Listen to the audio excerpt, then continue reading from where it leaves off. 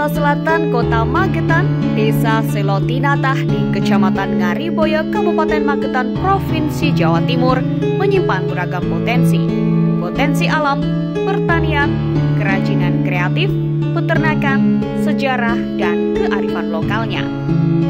Desa Selotinatah salah satu dari 12 desa yang ada di Kecamatan Ngariboyo yang terletak kurang lebih 5 km ke arah barat daya dari Kecamatan Ngariboyo, dari Kabupaten Magetan 7 km, dan dari Provinsi Jawa Timur sejauh 186 km. Desa ini berada tepat di lereng Gunung Lawu sebelah utara Kota Magetan. Luas wilayah Desa Selotinatah sesuai data desa, tanah pemukiman atau bangunan seluas 61,179 hektar. Tanah tegalan atau ladang seluas 782 hektar. Tanah basah dan tanah pertanian seluas 135 hektar. Dan adapun tata ruang Desa Selotinatah seluas 9.497,735 hektar. Batas-batas wilayah Desa Selotinatah sebelah utara perbatasan dengan Desa Balai Asri Kecamatan Ngariboyo, sebelah selatan dengan Desa Ngagle Kecamatan Parang, sebelah timur dengan Desa Pendem Kecamatan Ngariboyo, dan sebelah barat perbatasan dengan Desa Plangkrongan Kecamatan Poncol Kabupaten Magetan. Dari 5 dusun tersebut di Desa Selotinatah ada 5 RW dan 27 RT. Pembagian RW dan RT di masing-masing dusun antara lain: Dusun Talang 1 RW dan 5 RT, Dusun Natah terdiri dari 1 RW dan 5 RT, Dusun Banaran terdiri dari 1 RW dan 6 RT, Dusun Danyang terdiri dari 1 RW dan 8 RT, dan Dusun Jelaprang terdiri dari 1 RW dan 3 RT. Jumlah keseluruhan di Desa Selotinatah adalah 5 RW dan 27 RT. Berdasarkan data administrasi pemerintahan desa tahun 2019, jumlah penduduk Desa Selotinatah adalah terdiri dari 2011 kakak, dengan rincian 3.223 laki-laki dan 3.253 perempuan. Dengan jumlah total penduduk Desa Selotinatah adalah 6.476 jiwa. Iklim Desa Selotinatah sebagaimana desa-desa yang lain yang ada di wilayah Kabupaten Magetan, yaitu mempunyai iklim kemarau dan penghujan. Hal tersebut mempunyai pengaruh langsung terhadap pola tanam yang ada di Desa Selotinatah, Kecamatan Ngariboyo tersebut. Kondisi desa saat ini juga tidak ketinggalan dibanding dengan kondisi desa-desa yang lain. Biarpun kondisi Desa Selotinatah jauh dari perkotaan. Desa Selotinatah terdiri dari 5 dusun, di antaranya Dusun Talang, Dusun Natah, Dusun Banaran, Dusun Danyang, dan Dusun Jelaprang.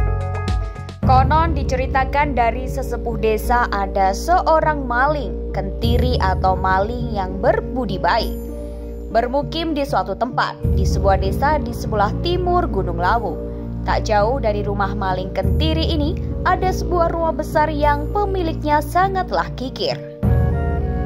Maka pada suatu malam maling kentiri ini bermaksud untuk mencuri barang-barang milik orang kaya tersebut. Rencananya hasil dari pencurian itu akan diberikan kepada orang-orang yang kekurangan.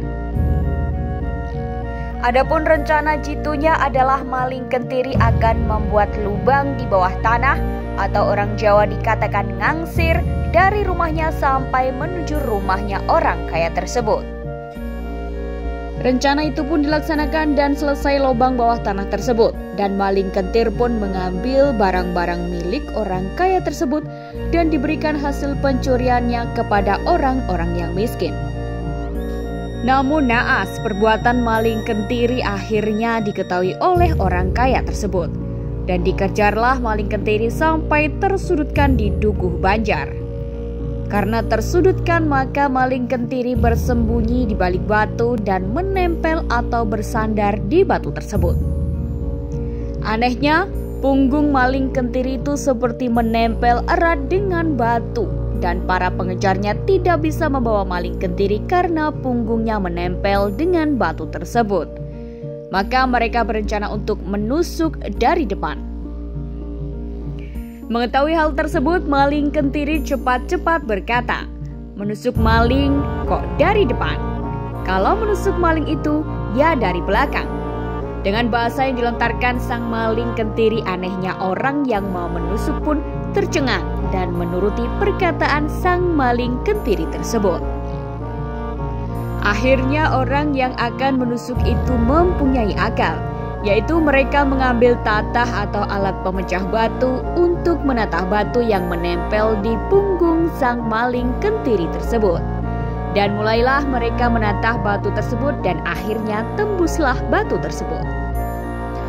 Namun anehnya lagi, ketika batu yang ditatah sudah tembus tepat di punggung maling kentiri dan tinggal menusuknya, maling kentiri berkata lagi, "Menusuk maling kok di siang hari? Mestinya menusuk maling itu di malam hari," kata maling kentiri.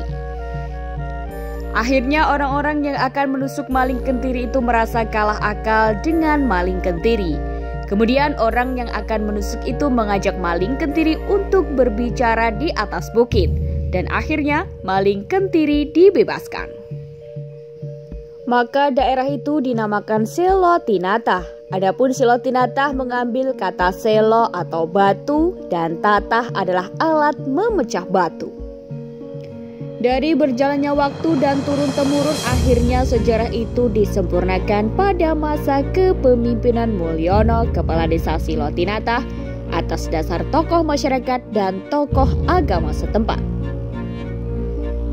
Yaitu sejarah desa Selo Tinatah yang konon memang benar yang dikatakan para sesepuh yang kental dengan nama desa Selo Tinatah, yang sesuai dengan huruf Jawa, yang sebenarnya berasal dari bahasa Arab, syalatan nataan, yang artinya semua masyarakat desa harus melakukan ibadah sholat 5 waktu secara penuh kepada Allah Subhanahu wa Ta'ala. Selanjutnya, desa punya petilasan, salah satunya batu yang telah diukir oleh seorang yang sangat alim, yang diberi nama yaitu Syekh Natah. Asal mula dari wali yang sangat alim yang konon kabar cerita dari bini sepuh, kisah Nata mengikuti dari Nyai Maduretno, istri dari Brawijaya yang ada di Magetan. Syekh Natah mengikuti jejak Nyai Maduretno yang sampailah di desa ini dan mempunyai petilasan yang menyerupai batu ukir dan batu-batu kecil. Itu semua menurut cerita seorang alim yaitu penderek dari Syekh Natah.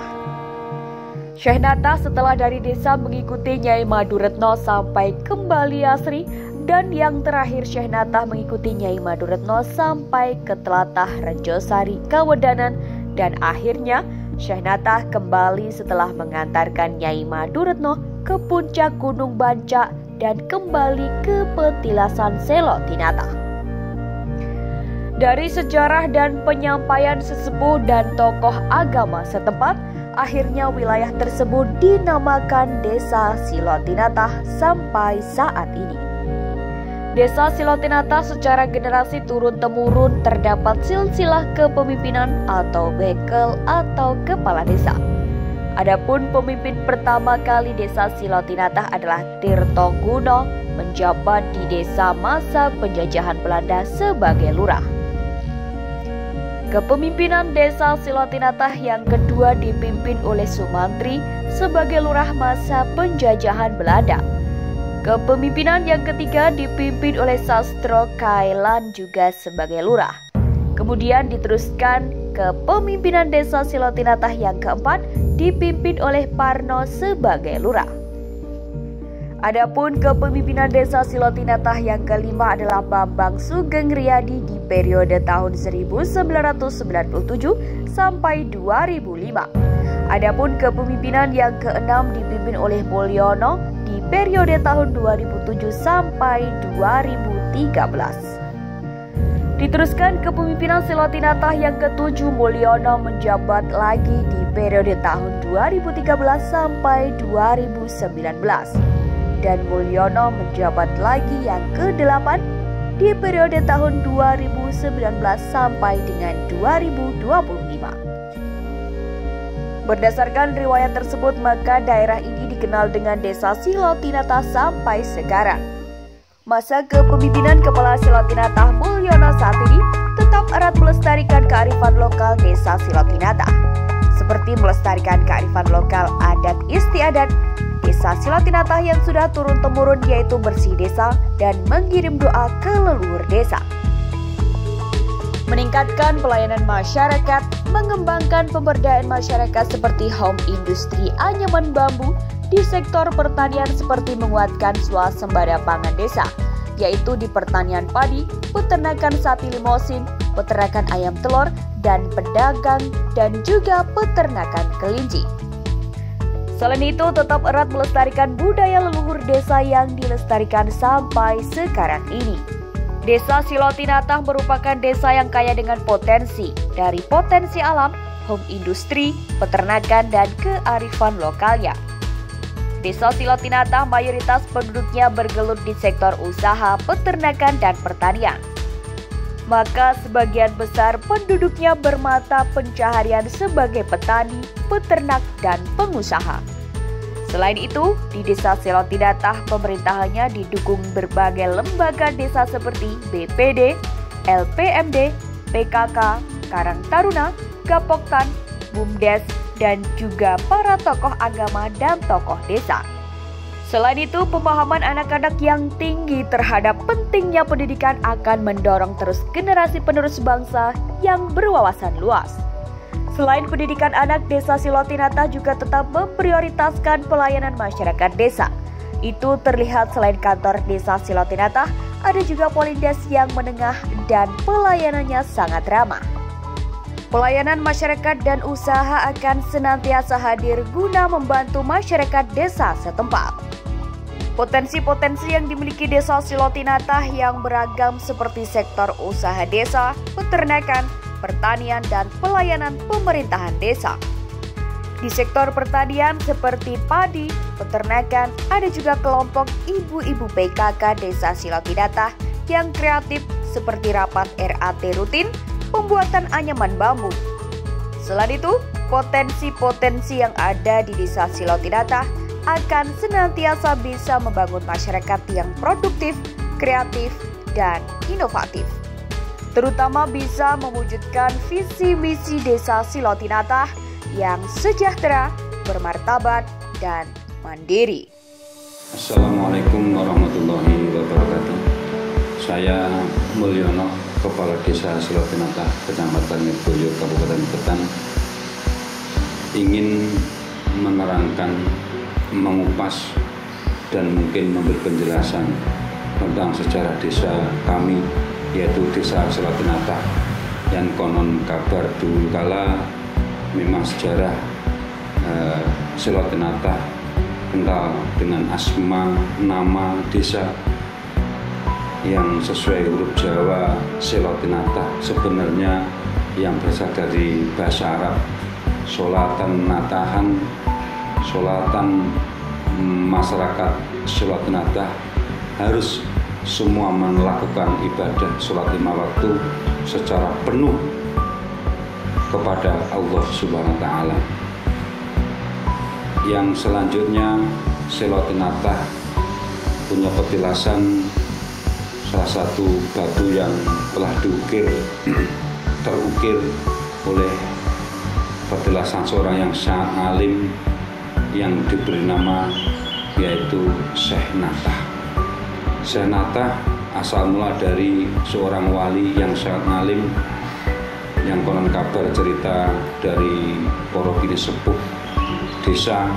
Syekh Natah penderek dari Nyai Maduretno, istri dari Brawijaya yang ada di Magetan dan Kepelaran. Syekh Natah mengikut jejak Nyai Maduretno yang sampai di Silotinatah punya petilasan dan berupa batu yang terukir sama batu-batu kecil. Menurut cerita seorang ngalim, yaitu penderek dari Syekh Natah. Syekh Natah setelah disolati Natah mengikuti Nyai Maturutno sampai ke Ngeleng Bali Asri, dan yang terakhir Syekh Natah mengikuti Nyai Maturutno sampai ke Tlatah Rejosari Kawedanan, dan akhirnya Syekh Natah kembali lagi setelah mengantarkan Nyai Maturutno sampai ke puncak Gunung Bancak, kembali ke petilasan yaitu ke Syekh Natah, yaitu Seloti Natah. Selanjutnya masalah sejarah Seloti Natah tidak cukup hanya sampai Syekh Natah yang punya petilasan di Dukun Danyang RT 21, akan tapi selanjutnya Seloti Natah punya sejarah yang babat desa yang konon cerita dari mbah-mbah kami, para bini sepuh kami, yaitu asalnya dari putra dari Keraton Solo yang dulu kala namanya Mbah Kiai Slamet. Kiai Slamet membawa 2 orang, yaitu Mbah Bariman dan Asmarojoyo. Kurang kabarnya itu orang yang sangat sakti yang babat desa Seloti Natah, dan disertai yaitu mencetuskan nama, mendirikan desa Seloti Natah yang dulu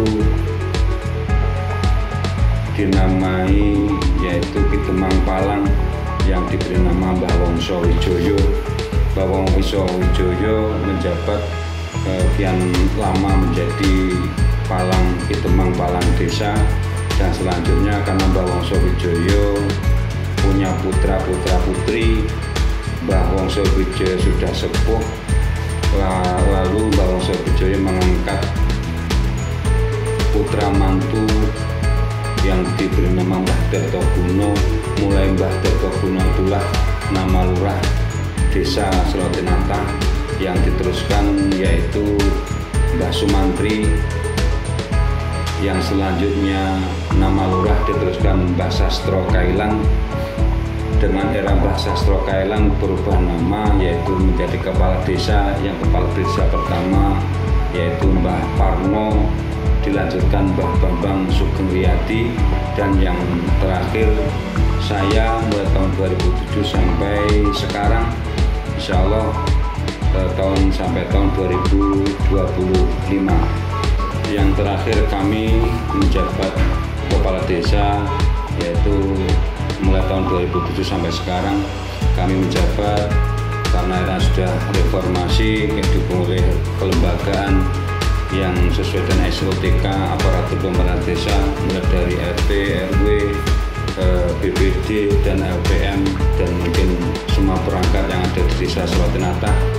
Kami 3 periode ini jerih payah, susah payah, bersama-sama mereka bisa mewujudkan salah satu kondisi desa yang mungkin desa Seloti Natah jauh dari turunan kota, kan tapi Seloti Natah punya semangat yang tinggi, dan kami bisa melayani masyarakat dengan keikhlasan, karena perangkat adalah abdi rakyat, pangomong projo yang harus bisa mengomong rakyat, walaupun kadangkala kita dalam perjalanan menjalankan tugas banyak permasalahan yang semua itu akan menjadi salah satu ujian untuk kami meneruskan perjuangan mengabdi kepada masyarakat, biar masyarakat kami bisa mengakui bahwa keberadaan kami dan perangkat dan aparatur yang lain itu sangat penting,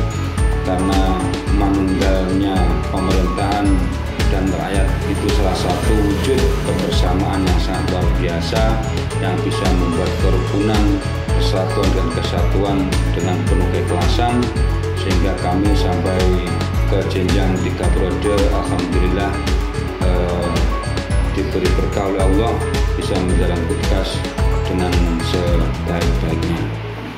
Dengan potensi-potensi desa yang kita miliki dari sektor pelayanan desa, kelembagaan desa, pertanian, peternakan, kerajinan kreatif, dan pelayanan kesehatan, kami, Kepala Desa Selotinatah, mengajak saudara-saudara sekalian, masyarakat Selotinatah untuk mewujudkan masyarakat yang sejahtera, bermartabat, dan mandiri.